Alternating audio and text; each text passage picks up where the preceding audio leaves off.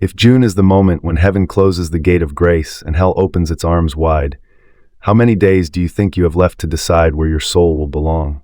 If you knew June was the last chance your soul had to freely choose between light and darkness, what would you do right now?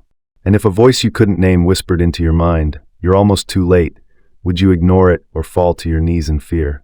I never believed in any of that. My name is Amanda Brooks, 34 years old, marketing director for a major firm in Chicago.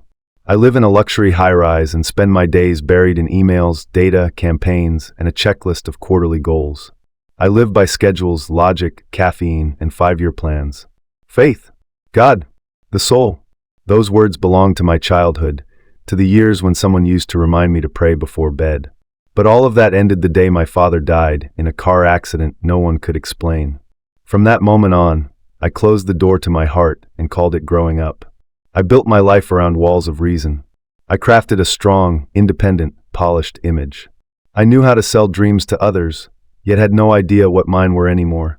Some nights, coming home late, I felt something hollow in my chest. A silence that lingered after the playlist faded out in my headphones. A place where I used to wonder, is all this enough to be called living? But I always brushed it off. Until that day. It started like any other morning. I was leading a presentation for a new product campaign, standing before a room full of partners and my team. All eyes were on me, and I had everything under control. Until my heart tightened. Not a sharp pain, but a subtle, deep constriction that seemed to drain all the sound from the room. I remained standing, but the voice inside me began to fade. No more sound. No more people. I only had the sensation that I was slipping into a weightless space. I couldn't hear anyone. I couldn't feel my body. I was sliding out of myself. Everything I once believed made me my title, my business card, my bank account, my appearance, my place in the world was no longer real. I didn't know where my body was, but I knew my soul was being pulled into another space. There was no color, no form, only a gentle light surrounding me, soft yet full of power. I didn't know what to call it, but I knew one thing with absolute certainty. I no longer belonged to the world I had come from. Then I heard it, not with my ears, but with something deep inside me. A voice. Low, warm, neither male nor female, neither loud nor soft, but filled with a presence I couldn't escape. It spoke, "Amanda, you've been running long enough. It's time to come home." I couldn't form words, but my soul trembled. I wanted to ask, home to where? But I knew the answer wasn't in the question. It was buried in everything I had tried so hard to forget. I had once known God. I had once prayed. I had once been a child who believed she was loved simply because she existed. But I had traded that knowing for a world that forced me to prove my worth every single day. Now, standing before a gate I had no human words for, I had nothing left to offer. No explanations. No résumé. No carefully crafted numbers. Only a bare soul, and a single question. Have you chosen? I never had. I lived by momentum. I followed expectations. I moved through life as if I'd never have to face death. And I never imagined I'd be asked that question. But it wasn't meant to frighten me. It was meant to wake me up. And what terrified me most wasn't death. It was what I was about to see next. A future where millions of souls no longer knew who they were and no longer had a way back. A moment in time, God called June. And I had to decide before it was too late. I had no idea how long I had been drifting. In that realm, there were no clocks, no sunrise or sunset, no physical limits. Only a strange sensation, weightless, yet full of weight.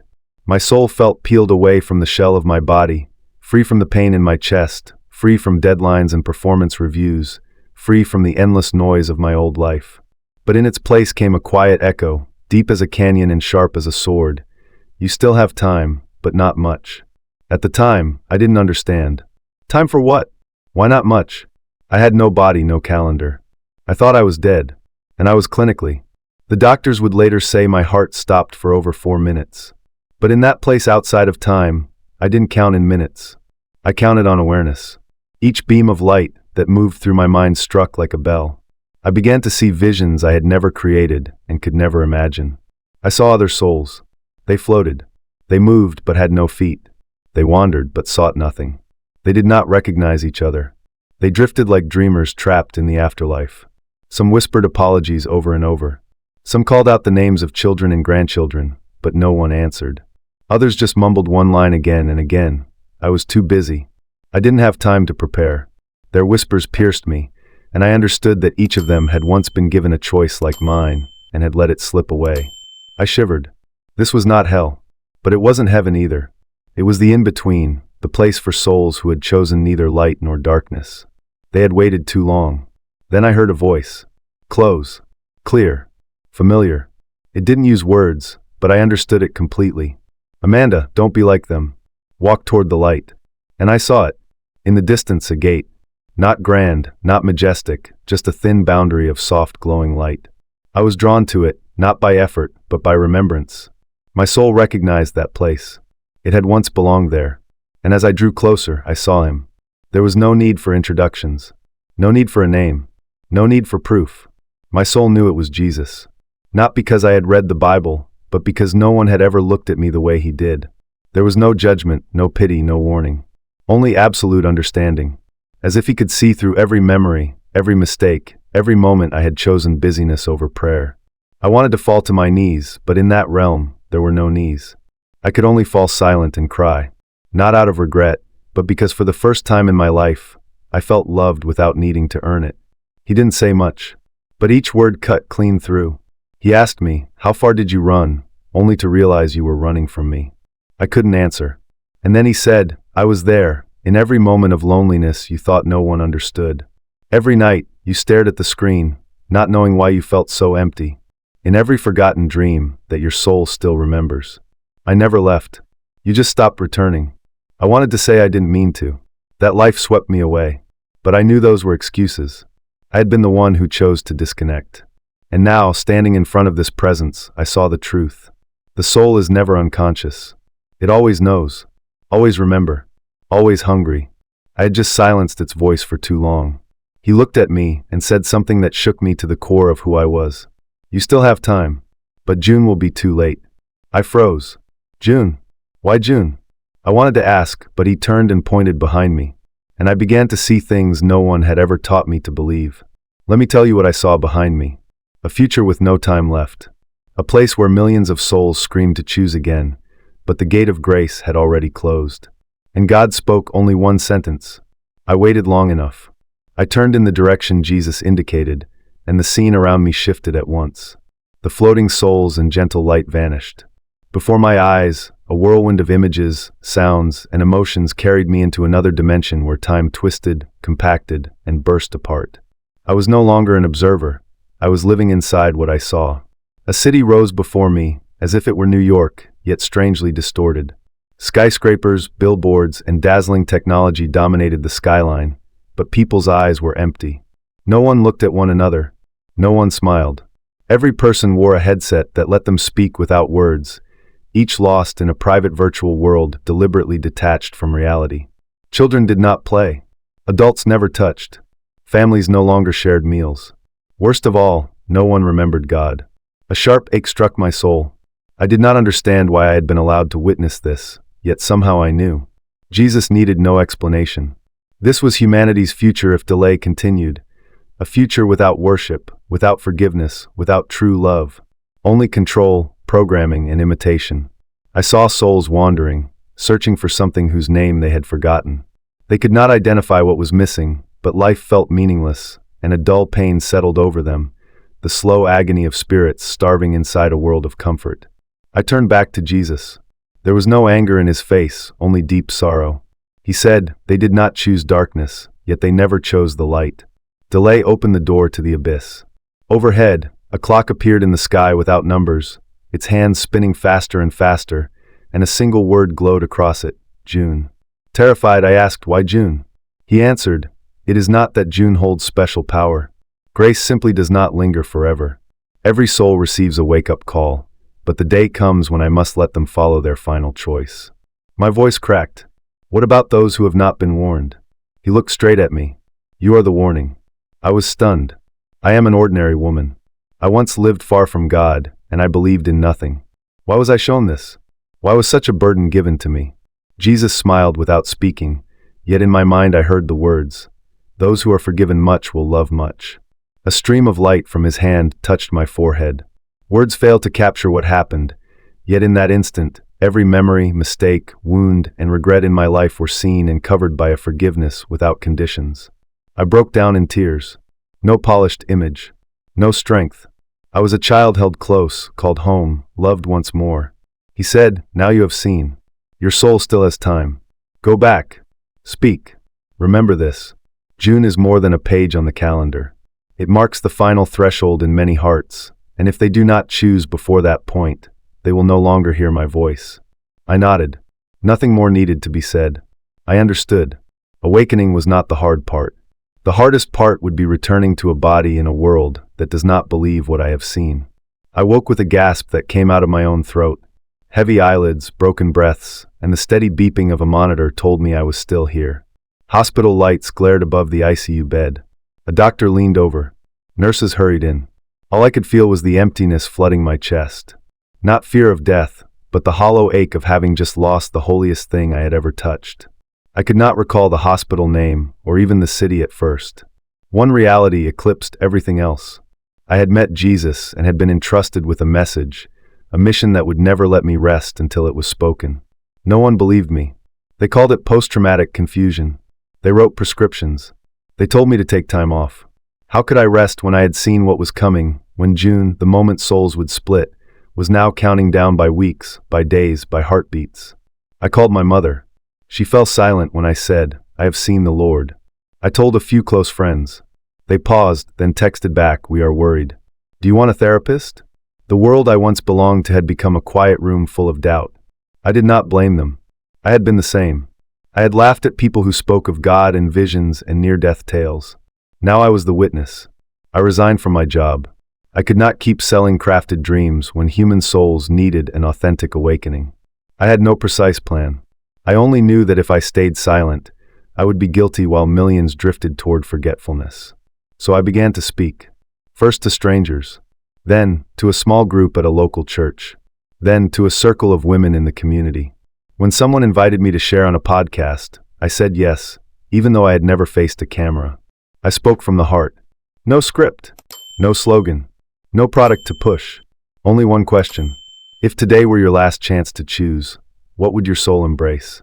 I did not tell anyone they had to believe me. I simply reported what I had seen, heard, and felt. Strangely, people began to listen. One woman wrote, "I never believed in God, but after hearing you, I wept and did not know why." A scientist from Boston said, "I cannot explain it, but I feel the truth in your words." I knew God was doing his part. Mine was simple honesty. Doubts still came. Some days, I asked myself whether it was all imagination. On those nights, I woke at 3 in the morning filled with unease until I remembered those eyes, that voice, the vision of countless souls crying in silence, the clock in the sky that bore only the word June. I knew I had no right to stop. One early morning, while I prayed quietly, Jesus returned. Not in an image, in a deep whisper. Now is the time to tell the full truth. Speak of what is coming, of the signs, of the division, and the final grace. I have shared my story. I have spoken about the light, about June, about the soul, and the power of choice. Yet the farther I go, the more I realize that telling the truth is one thing, persuading people to listen is an entirely different journey. People do not fear deception the way they fear the truth, because lies let them keep living as they always have, while truth demands change. I have been mocked, labeled delusional and fanatical, and accused of exploiting religion for attention. Some messages sting with words like, "If God truly chose you, why did he not choose a pastor, a righteous person, someone with influence?" They do not understand that it is precisely because I am no one special that God chose me. I once doubted. I once left him. I once scoffed, trying to live without grace, and that is why I understand the emptiness of those who reject their souls. I do not speak to them in theological language. I speak as someone who once fell freely and was pulled back from the edge. One afternoon, I sat with a homeless man outside the church.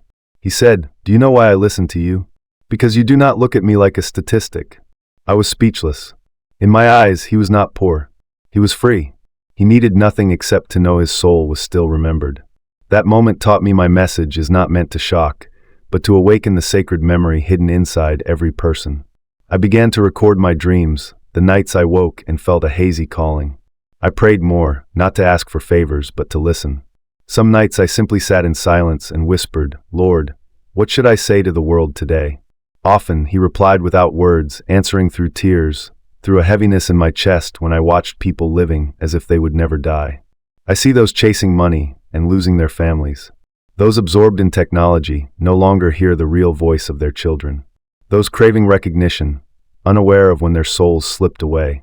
I used to be one of them, and if I stay silent, I am no different from the countless souls moving toward June without ever knowing it. I write blog posts, record podcasts, visit prayer groups, and speak with anyone who will listen, not so they will believe me, but so a seed can be planted inside them. I trust that one day, whether or not I am present, God will make that seed grow. Once exhausted, I asked him, why me? I am not strong enough, persuasive enough, or experienced enough. He answered with a single sentence that left me silent. You know what it is like to live while your soul is absent, and I do not want you to die again before you wake other souls. I now understand that death is not the true fear, lifeless living is. I once thought sharing my near-death story was the destination, but it was only the beginning. When you carry a message entrusted by God, you can never live as you did before. The old habits, shallow conversations, and comfortable concerns about jobs, houses, brands, or vacations lose their grip. You begin to notice what others overlook, hear the quiet tears they miss, and sense God's patient longing in every face you meet. I remember standing before a group of university students. They asked about technology, artificial intelligence, the future, Elon Musk, and a postmodern world. I asked one question in return. Who is steering your soul? The hall fell silent, not because they lacked answers, but because no one had ever asked them. I remember speaking with a middle-aged woman in a prayer circle. She clasped my hand and said, Amanda, I had 3 abortions. I believed God could never forgive me, but when you described the eyes of Jesus, I knew he was still looking at me. We wept together, not over guilt, but over a love that had never vanished. That moment taught me the message is not in the vision itself. It is in the way you live afterward, like someone who has died and been reborn by truth. I once assumed telling the story would be enough. It is not. Each day, the message must be spoken again in many forms. A hug, a glance, a quiet word that says I understand, or even complete silence so another person can hear the pulse of their own heart. I also accept that some people will never believe me, yet that does not matter. Truth does not need belief to exist. It needs only to be spoken, sprinkled like salt across life, and then God will handle the rest. I am only the courier, carrying a letter written in tears, visions, and unconditional love, a warning wrapped in hope, an invitation to every soul still stirring while the world sleeps. That night, I could not sleep, not from anxiety or fear, but because I felt something drawing near. There was a movement in my soul as if time itself were tightening, and my heart needed to speak while it still could. I sat in darkness with no lamp, no music, and no words, only the silent moonlight pouring through the window and the whisper returning, June is coming. I closed my eyes, and for the first time since my return from death, I saw that light again. It was not dazzling or overwhelming, just a soft glow standing beside me like a companion. I did not see the image of Jesus this time, yet his presence felt closer than ever. No words, no explanations. He was simply there, a promise that I was not alone. He showed me the gate once more, the boundary that divides the realm of souls, but now I saw it closing. Not with a slam, but slowly, inch by inch. Every day, every hour, every delayed decision made the opening narrower. I heard footsteps, millions of souls moving forward, stepping back, returning, hesitating. Some ran toward the light. Some stood motionless. Others turned into the shadows, believing the darkness more comfortable. I wanted to shout, hurry, time is almost gone, but they could not hear me because they had not chosen yet. Then Jesus spoke one final thought, not with words, but as a current flowing through my heart. The gate does not shut all at once. It closes inside each person with every decision to delay. When a heart stops seeking me, the gate vanishes from their sight. Yet I remain, waiting until the very last moment. I wept because I knew many would not turn back, not because they hated truth, but because they were too busy to remember they still had a soul.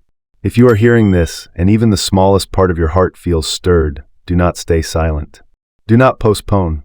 Do not let June become too late to become true for you. Do not wait until the gate is only a memory. Choose today. Choose the light. Choose awakening.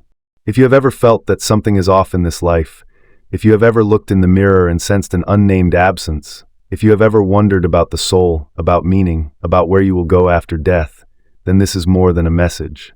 It is a wake-up call, a bell ringing in the dark, the moment you can choose again. What will you choose today while grace still waits?